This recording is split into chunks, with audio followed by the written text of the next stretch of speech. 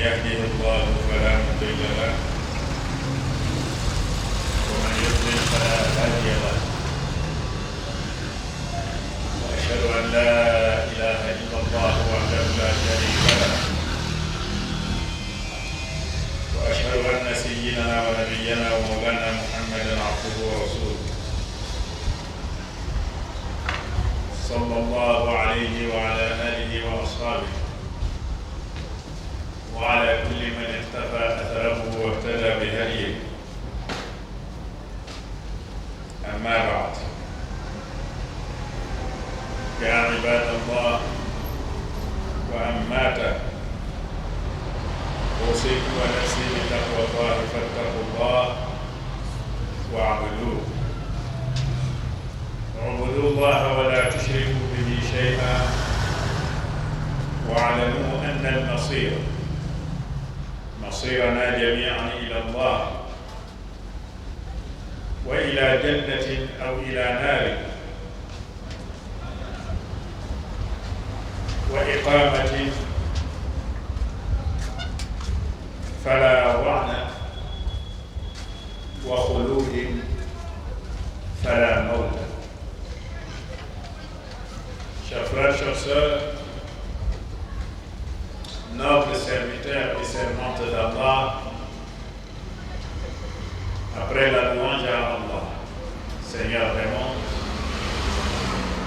la bénédiction et le salut sur son messager Mohammed, ainsi que sa noble famille et tous ceux et toutes celles qui nuit et jour s'attellent à imiter Mohammed sallallahu alayhi wa sallam dans sa façon d'adorer Allah. Chers frères, chers sœurs, je m'exhorte une fois de plus encore en ce vendredi, et je vous exhorte avec moi à la crainte d'Allah et à la piété. Craignons Allah et n'adorons qu'Allah. Chers frères, chers sœurs, craignons Allah et n'adorons que Allah. Et que chacun de nous sache que notre terminaison, notre destination finale sera à Allah subhanahu wa ta'ala, que nous allons rencontrer sans aucun doute. Et auprès d'Allah, il n'y aura que deux demeures pour nous récompenser. Les bienfaisants parmi nous seront conduits à la demeure Jannah, paradis. Et les malfaisants parmi nous seront conduits dans la demeure Anna, la demeure feu. Et chacun y vivra selon sa demeure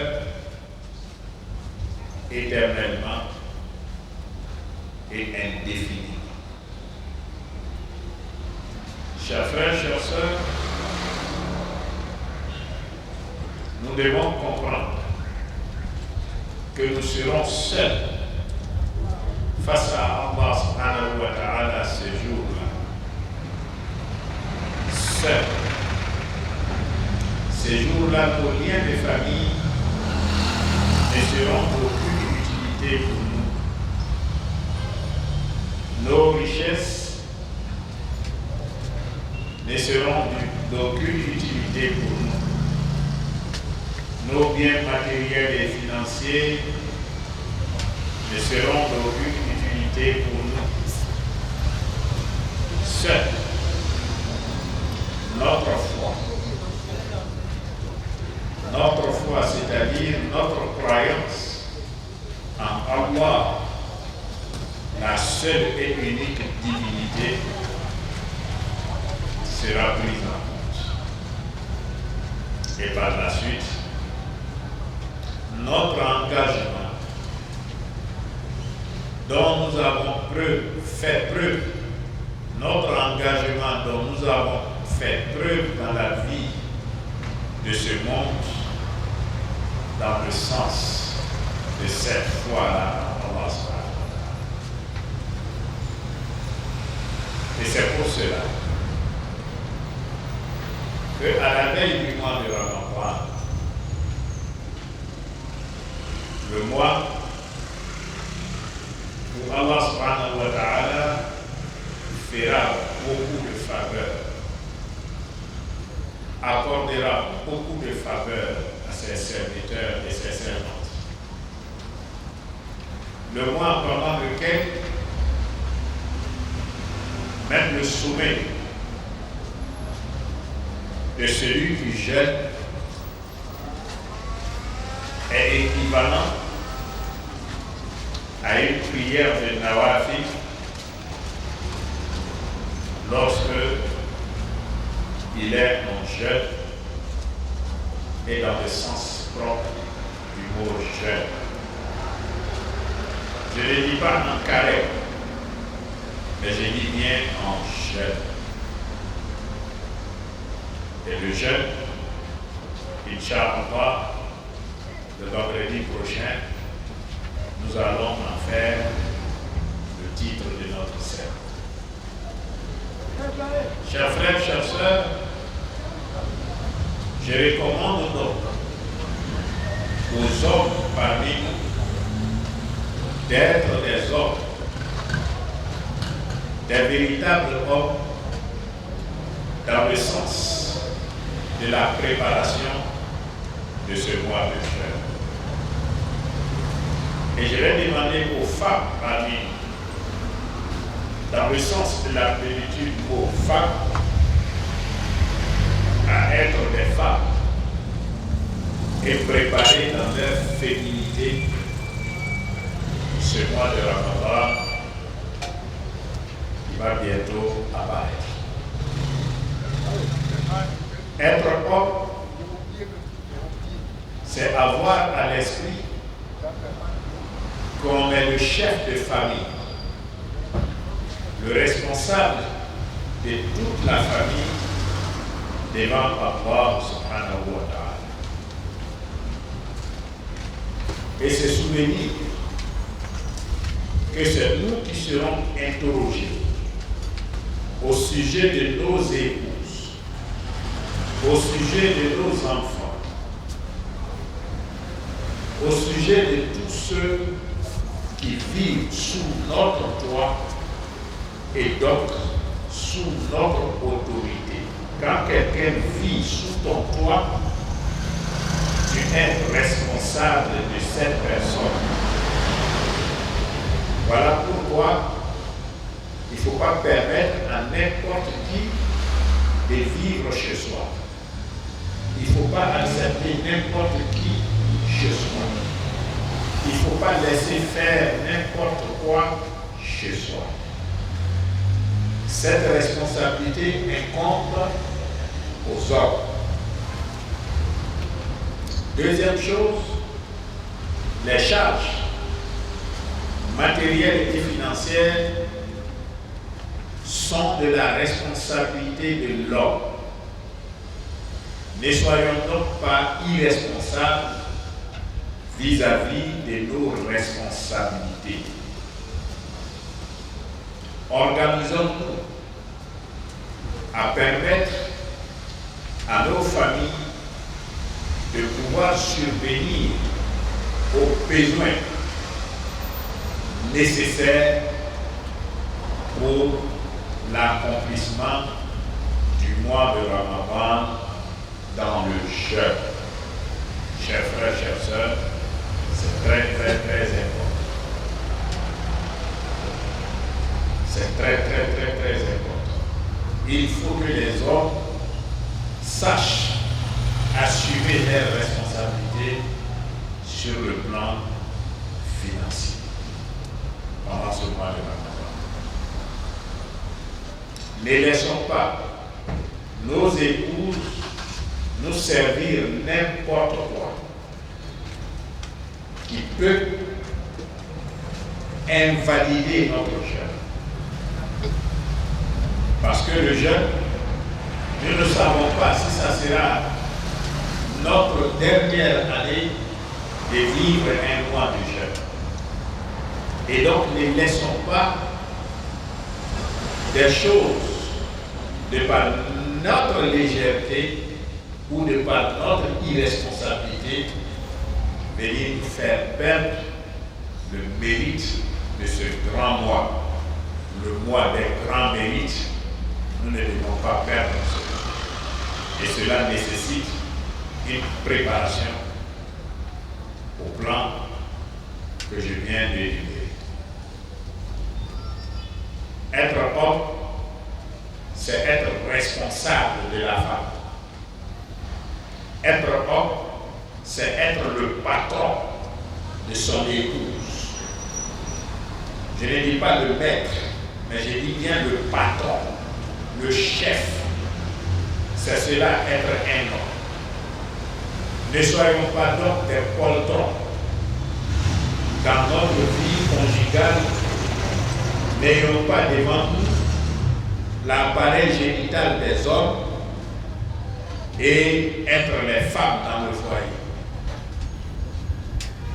Si nous le faisons, on appelle ça une démission. Et lorsque tu démissionnes de ta responsabilité, quelqu'un d'autre, plus responsable que toi, va s'en charger. Faisons en sorte que nous soyons des hommes. Ne soyons pas des hommes féminisés. Il y a des garçons qui sont féminisés. Dans le comportement vis-à-vis de sa femme, c'est lui la femme. Dans le comportement des responsabilités ou dans les responsabilités tout court, vis-à-vis des charges familiales, c'est lui la femme.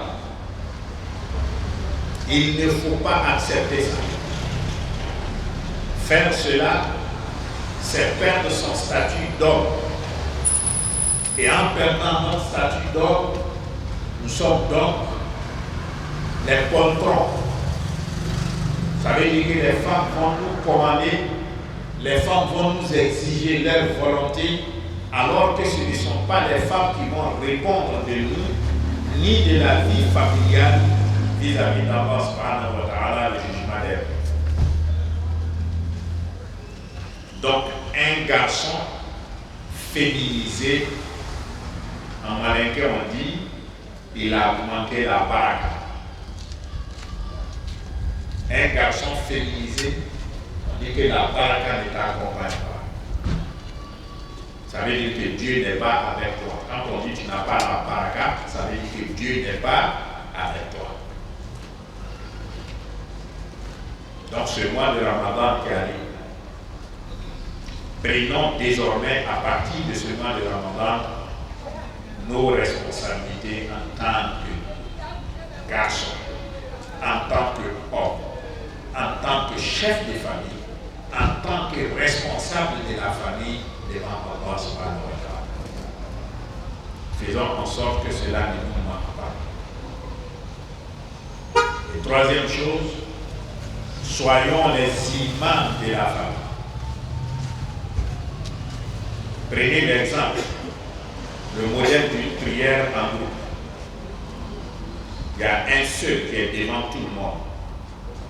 Et ce seul qui est devant tout le monde, là, c'est lui qui est appelé pendant cette prière-là, imam. Vous savez qui est l'imam? L'imam, c'est celui que les autres regardent. Et il imite dans ce qu'il fait. De la même manière, quand l'imam ne rentre pas dans la prière, personne ne peut rentrer dans la prière. C'est de cette même manière que le garçon, l'homme, l'époux, le chef de famille doit incarner un imam dans la vie familiale. Ça veut dire que les décisions, c'est lui qui les prend. Les orientations, c'est lui qui les donne. Les moyens pour mettre en application les décisions qu'il prend et les orientations qu'il donne, c'est à lui de trouver les moyens pour faire appliquer cela. Quand ces moyens sont d'ordre moral, il doit trouver la solution. Quand c'est d'ordre financier, il doit trouver la solution. C'est cela un homme, c'est cela être l'imam. Être imam, ça sous-entend que tout ce qui se gâte dans la famille, c'est toi le responsable devant Dieu qui va répondre de ça. C'est de cette même manière, un imam, quand il gâte la prière, c'est à lui de réparer la prière, sinon, tous ceux qui l'ont imité dans la prière, leur prière qui est invalidée de par sa faute, c'est lui qui va répondre de tout cela devant Dieu. C'est comme ça, le chef de famille. Avant de dire aux enfants, priez, il faut que toi-même tu sois un exemple dans la prière. Avant de dire à ta femme, il faut prier, il faut que toi-même tu sois un modèle dans la prière. Avant de dire à ta femme et tes enfants, jeûnez, il faut que toi-même tu sois un modèle dans le jeûne et dans la plénitude du sens du mot jeûne.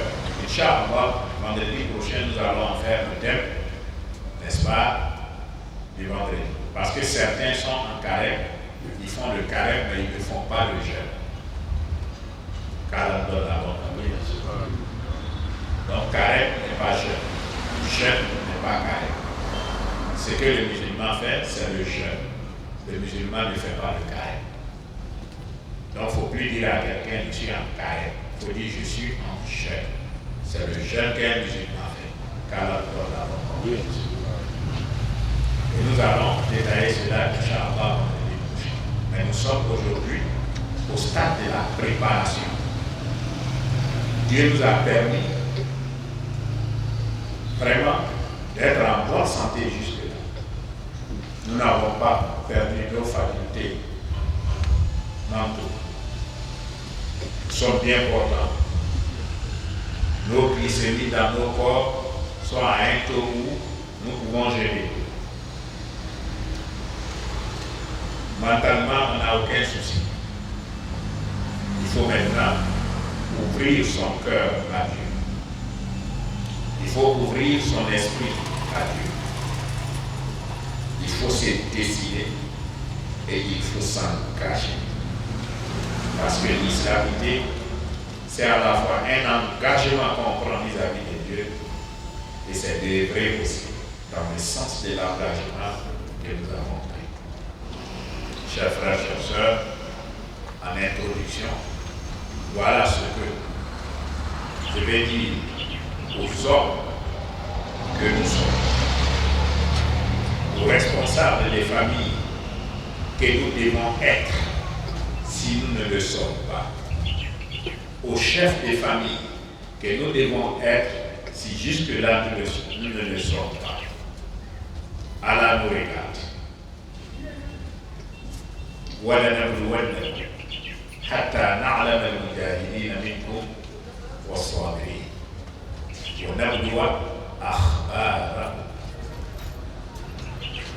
Allah subhanahu wa ta'ala dit qu'il nous éprouvera jusqu'à faire paraître de façon palpable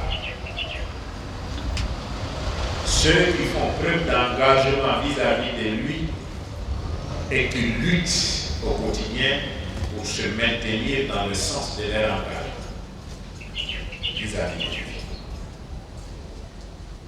Et que nuit et jour, il nous éprouvera pour faire connaître de nous-mêmes les véridiques et les endurants. Les véridiques et les endurants. Parce qu'un véritable combattant est un véridique dans le sens de l'engagement qu'il a pris vis-à-vis de Dieu. il va lutter nuit et jour pour s'inscrire dans cet engagement, dans le sens de l'engagement qu'il a. Chers frères, chers sœurs, dire Ashhadu an la ilaha illallah wa ashhadu anna Muhammadan Rasulullah sallallahu alayhi wa sallam est un engagement. C'est un engagement solennel que nous prenons. Auquel engagement nous avons invité la communauté musulmane, qu'ils soient les hommes comme les djinns. Nous avons invité la communauté musulmane, qu'ils soient hommes, djinns ou anges, à être témoins de cet engagement-là que nous avons pris ou que nous prenons vis-à-vis d'Allah subhanahu wa ta'ala. Et pour cela, Dieu est regardant. C'est pour cela qu'il dit Hatta na'lam al-mujahidina minkum, jusqu'à ce que nous fassions connaître de vous-même, vous les hommes, et des djinns musulmans, et même des anges, qui vous êtes réellement.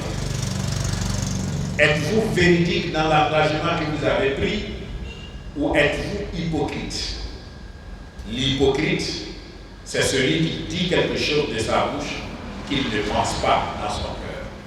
L'hypocrite, c'est celui qui prend un engagement verbal, mais qui ne s'inscrit pas dans le comportement, dans le sens de l'engagement qu'il a pris. L'hypocrite, c'est celui-là qui, de façade, est musulman, mais non musulman dans son fort intérieur. L'hypocrite, c'est celui-là parmi les hommes, c'est le bon musulman, mais dans sa cachette, c'est le faux musulman, pour ne pas dire qu'il est tout sauf un musulman. Chers frères, chers sœurs, l'islamité est un comportement. Donc une fois que tu as pris l'engagement dans la profession de foi que tu as prononcée, tu te dois de t'inscrire maintenant dans le sens comportemental de l'islamité. C'est ce qui fait de nous des musulmans, chers frères, chers sœurs. Ce n'est pas le verbe, ce n'est pas l'accoutrement, ce n'est pas l'ethnie, ce n'est pas la couleur, mais c'est plutôt notre foi et notre engagement. Qu'à la face de nous, donc, des musulmans purs, honnêtes et sincères. أقول قولي هذا وأستغفر الله العظيم الكريم لي ولكم ولمن آمن وأسلم فاستغفر الله إن الله غفور رحيم.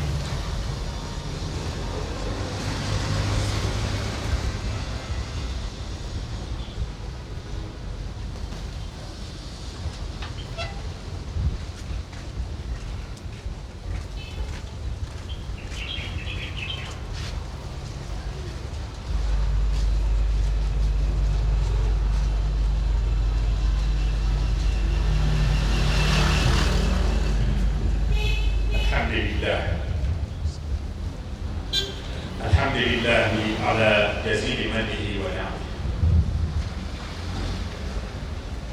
أشهد أن لا إله إلا هو وحده لا شريك له، وأشهد أن سيدنا ونبينا ومولانا محمدا عبده ورسوله. اللهم فصل وسلم وبارك على عبدك ورسولك وحبيبك محمد وعلى آله وأصحابه، وجازه عنا غير ما جازيت نبيا ورسولا عن أمته.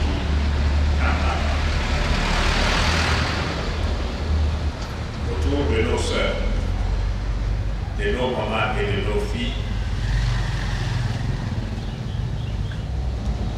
chères mamans, chères sœurs,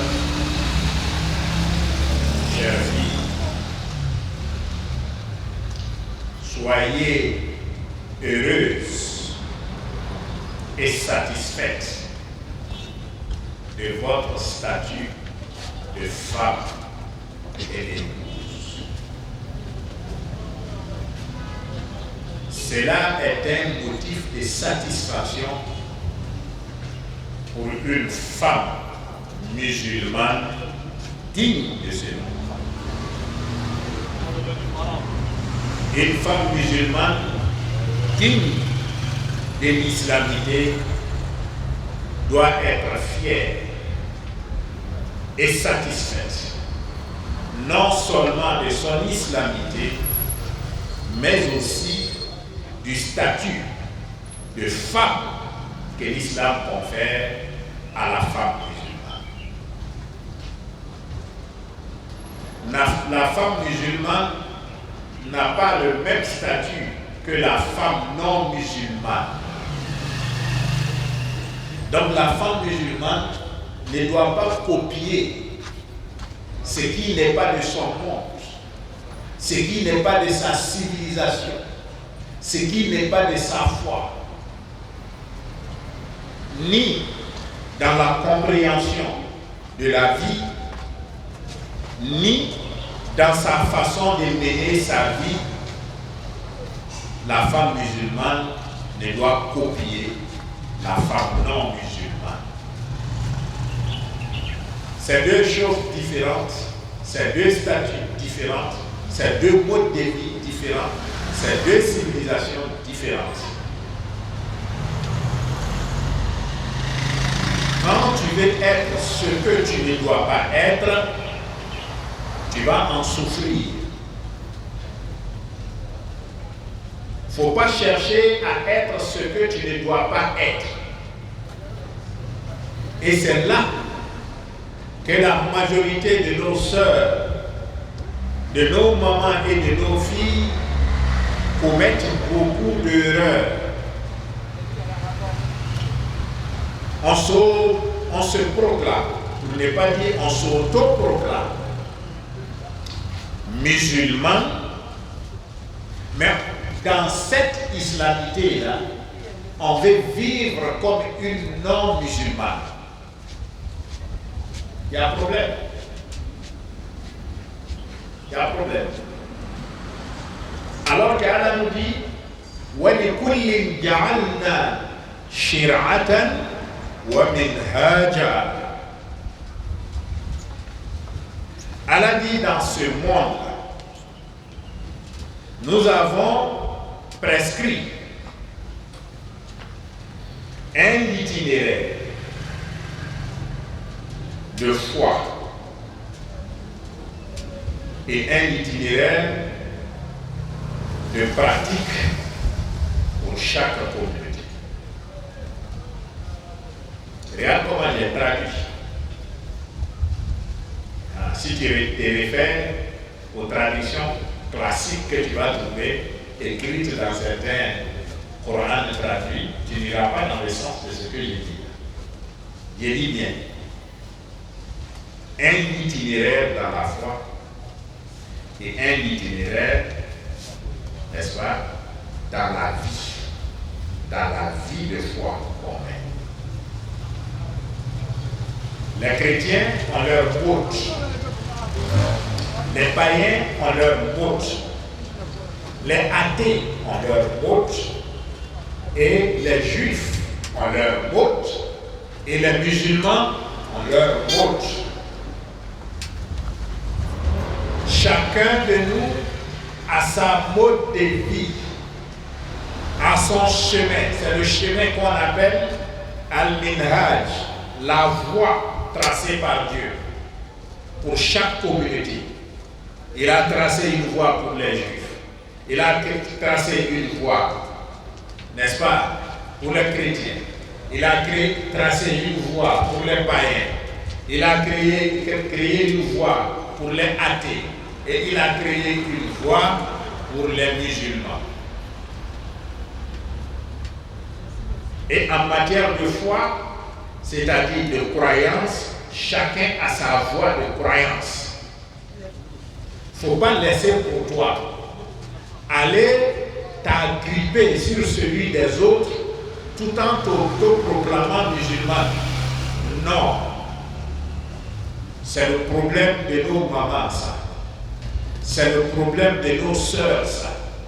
C'est le problème de nos filles, ça. Apprenez bien votre religion.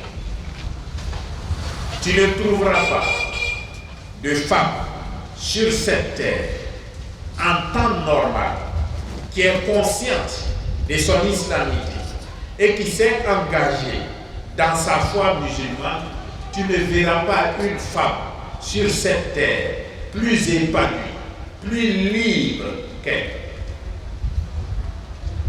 plus tranquille dans la tête, plus apaisée dans le cœur, plus que cette femme musulmane. Si jusque-là, nos mamans, nos sœurs, nos filles, vous n'avez pas l'apaisement que vous recherchez, vous n'avez pas la tranquillité de vie que vous recherchez, vous n'avez pas jusque-là l'épanouissement que vous escomptez, n'accusez pas les hommes dans un premier temps. Les hommes peuvent en être fautifs quelque part s'ils se sont féminisés auprès de vous. Un garçon qui se féminise auprès de sa femme est un danger permanent pour sa femme. Un garçon qui s'animalise, parce qu'il y a des garçons qui sont animaux.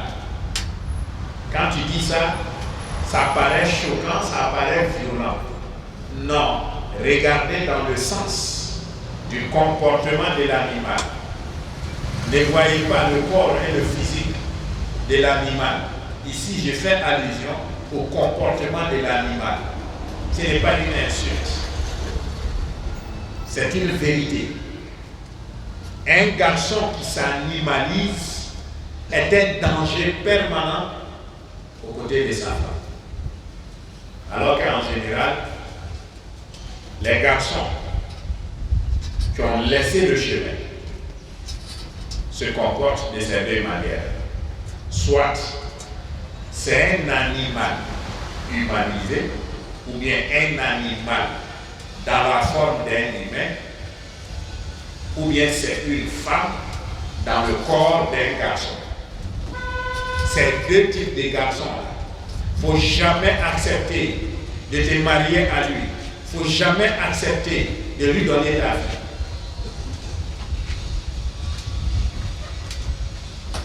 Mais, chose curieuse, ce sont ces deux garçons-là aussi qui attirent plus nos mamans, nos sœurs et nos filles.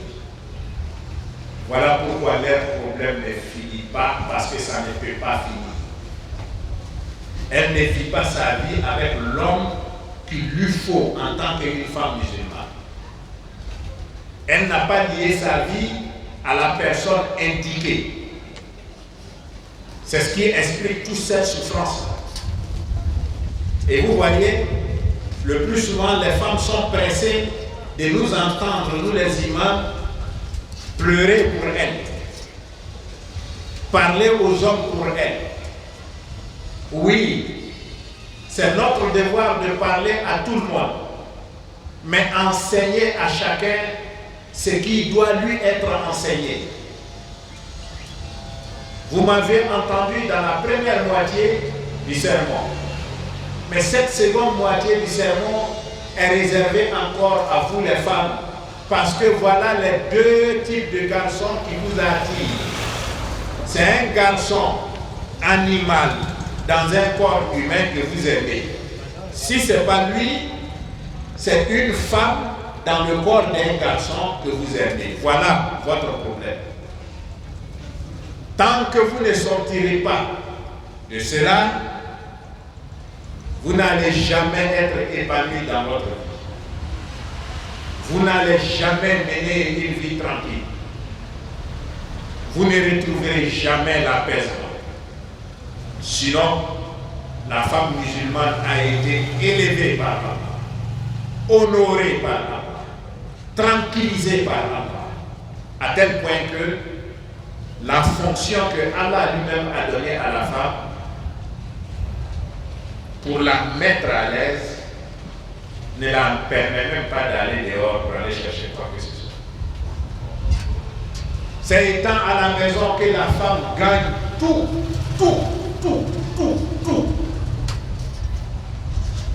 La femme n'a rien à gagner dehors.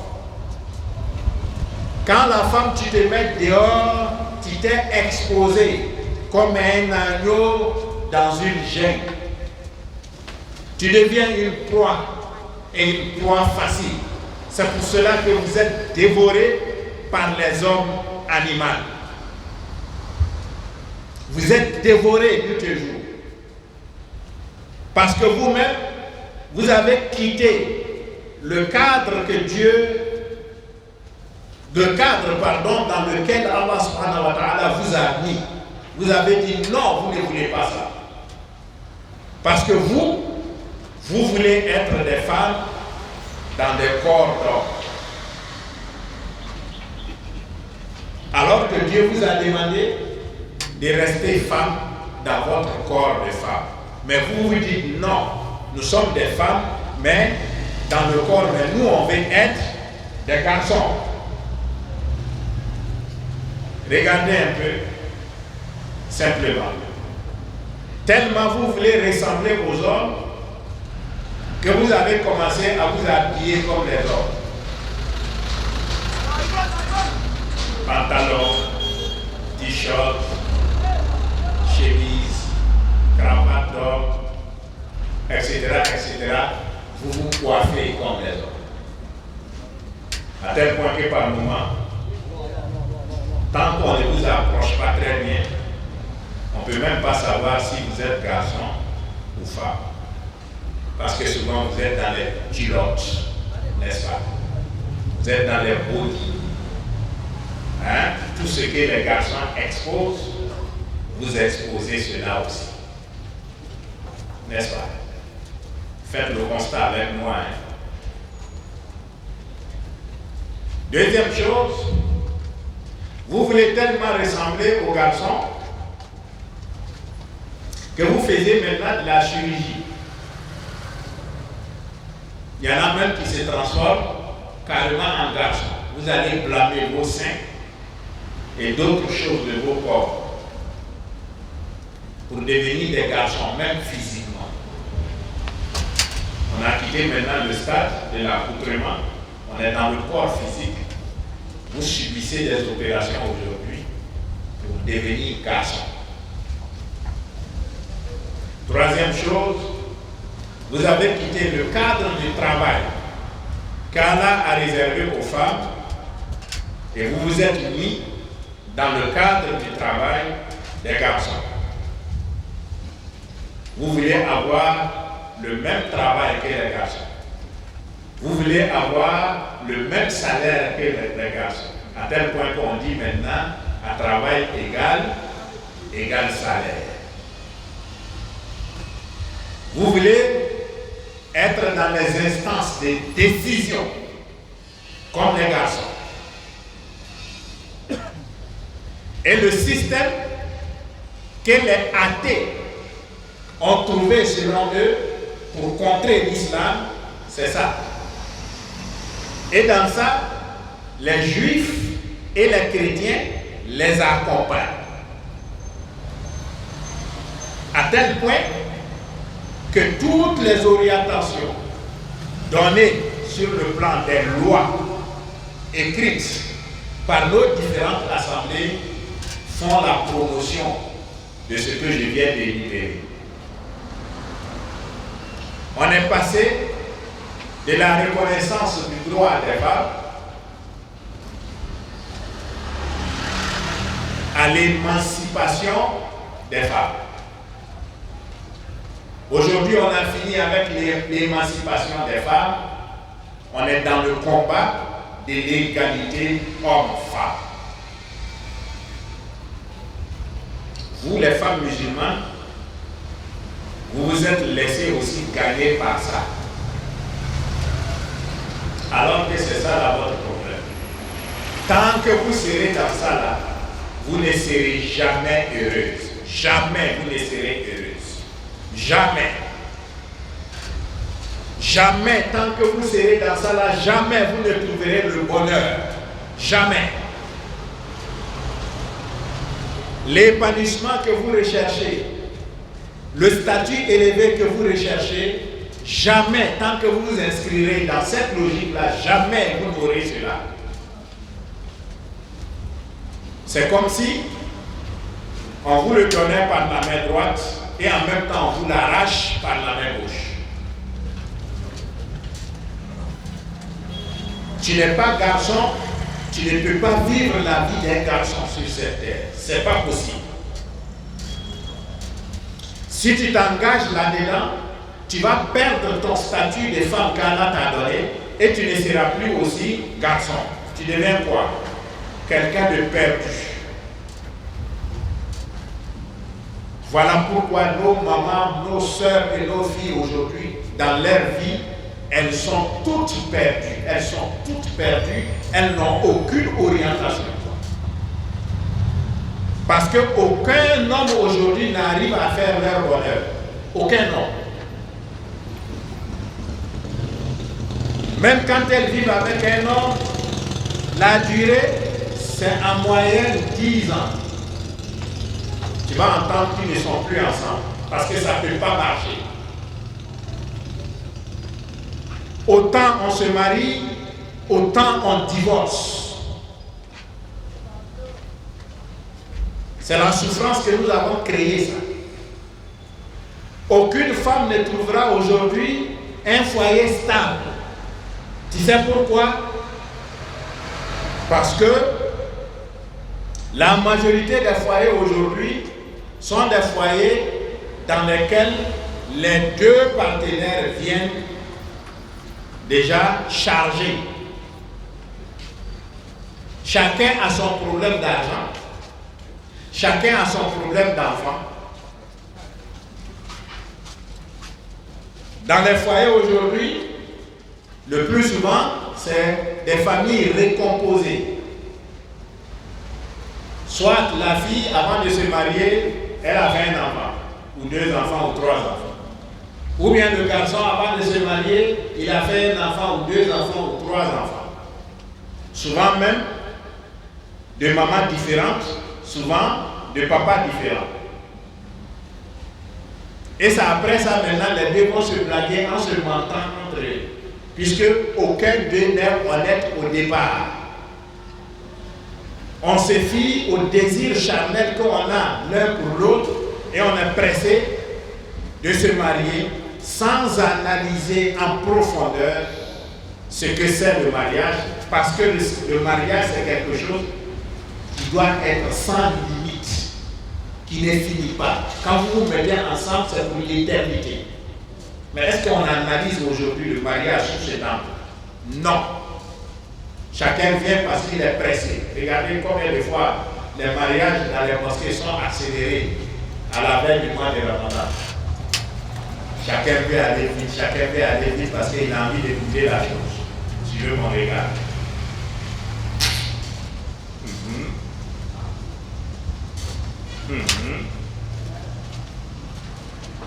Tu entends 3 mois après, comme toi-même qui as célébré le mariage, quand tu pourras le garçon ou la fille, ça va, et ton mari, il va me tirer pas au courant, on est plus ensemble, ça va fou. Voilà, c'est dans ça que nous sommes. Le garçon est venu avec ses enfants, la femme est venue avec ses enfants. Le plus souvent, le problème même qui va éclater le couple va naître des enfants ou des papas des enfants. Parce que il y a certains fornicateurs, c'est quand la femme est mariée que lui la désire le plus. C'est en ce moment-là maintenant, il se rend compte qu'il avait perdu quelque chose. Donc il faut la reconquérir. Et le meilleur moyen pour lui, c'est de toujours utiliser ses enfants pour revenir dans ta vie. Ma soeur, tu ne seras plus tranquille, tu ne seras plus tranquille. Alors qu'en réalité, c'est ce dernier-là que tu as aimé de tout ton cœur. Mais c'est parce qu'il ne t'a pas marié que tu as fait le second choix. Il va te laisser dans ce mariage-là encore et il va se lever pour te courtiser encore.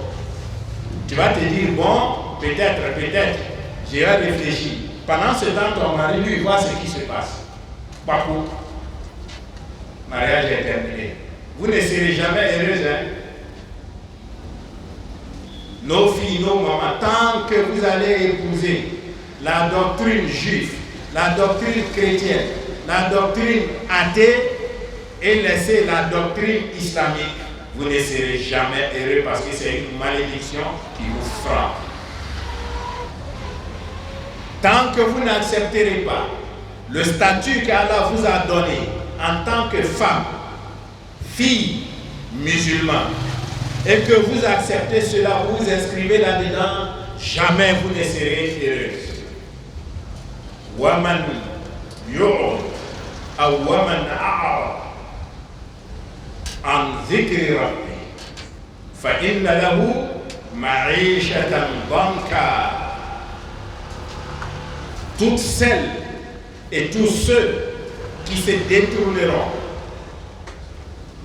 du rappel d'Allah, des prescriptions d'Allah, des orientations d'Allah qu'il a données à l'humanité, à ceux-là, une vie pénible et une vie compliquée.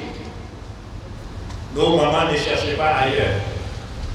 C'est une sorte de malédiction qui vous tape. Parce que vous ne voulez pas le statut musulman des femmes. Vous voulez le statut, n'est-ce pas, des femmes athées. Vous voulez le statut des femmes chrétiennes. Vous voulez le statut des femmes juives. Vous voulez le statut des femmes païennes. Alors, jamais vous ne serez heureuses. Parce que vous êtes comme des gens qui ont un pied de l'autre côté et l'autre pied parmi les musulmans, et Dieu n'aime pas ça. Si vous êtes des musulmans, alors soyez des musulmanes dans votre entièreté, dans votre philosophie, c'est-à-dire dans votre manière de penser, dans votre vie au quotidien. Soyez des musulmans. Dans votre compréhension, soyez des musulmans honnêtes et sincères. Chère maman, la femme musulmane a tout à gagner en restant une femme musulmane.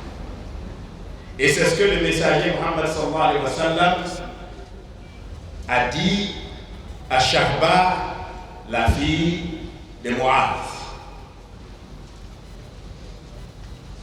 Vous avez entendu la première partie du hadith. Mais dans la deuxième partie du hadith, le messager a dit ceci. Si vous, les femmes musulmanes, vous acceptez de succéder à vos maris dans le statut domestique que tu viens d'énumérer et que vous ne commettez pas des bêtises, il a précisé des khayr, avec tout ce qui est bon, vous ne commettez pas des bêtises, tout ce que les garçons peuvent avoir comme mérite auprès d'Allah dans n'importe quelle action qu'ils ont menée, Allah vous donne à vous aussi le même mérite sans que vous ne bougiez de là où vous êtes. Qu'est-ce qui peut rendre la femme plus heureuse que ça? Et c'est la femme qui gagne deux fois. C'est la femme qui gagne deux fois sur le garçon. Imaginez un seul instant. Moi, mon épouse, par exemple, tu lui donnes vite d'écrire Bismillah ar-Rahman ar-Rahim, je ne pense pas qu'elle puisse l'écrire en langue arabe. Mais regardez ce que tu vas faire pour elle. Ça va me faire 1 heure d'entretien avec vous, d'enseignement coranique, d'enseignement prophétique. Tout ce que Allah va moi me donner comme mérite, ma femme assise à la maison, même quand elle ne peut pas venir à la prière de vendredi et qu'elle n'est pas venue, non seulement le sermon que j'ai fait là, le mérite que je vais avoir dedans, Allah va lui accorder la même chose. La prière que je vais faire là, Allah va lui accorder la même chose. Alors que le nombre de personnes qui vont prier derrière moi ici, là, j'ai en plus de moi-même mon mérite de la prière, le mérite de chacun d'entre eux. Et ma femme va avoir ça encore alors qu'elle est assise à la maison. Facilement comme ça, la femme gagne le paradis. Facilement. De la même manière, tous les garçons qui sont sortis aller chercher de l'argent pour la subsistance de la famille, ils sont comme s'ils sont en djihad pour la famille. le mérite que Dieu va accorder à tous les hommes qui sont en ce sens-là, la femme assise à la maison, elle a le même mérite. Tout bien que le mari va faire pour quelqu'un dehors, donner de l'argent à quelqu'un, aider un orphelin, tout ce qu'un garçon va faire pour pouvoir gagner le mérite de cela auprès d'Allah, sa femme même qui n'est même pas au courant qu'il a fait ça pour quelqu'un, Allah donne le même mérite à sa femme aussi à la fin. Et qu'est-ce que vous voulez que Dieu fasse pour vous? Alors que vous êtes celle-là qui ne priez pas tout le temps. Il y a des prières même que vous, là, vous ne faites pas ça et puis vous ne les remboursez pas. Hein? Mais malgré tout, le garçon, il va sortir, il va aller troco. Dieu lui dit de te nourrir aussi du halal. S'il t'apporte du haram à la maison, il est puni pour ça auprès de Dieu. Et toi, tu n'as aucun souci.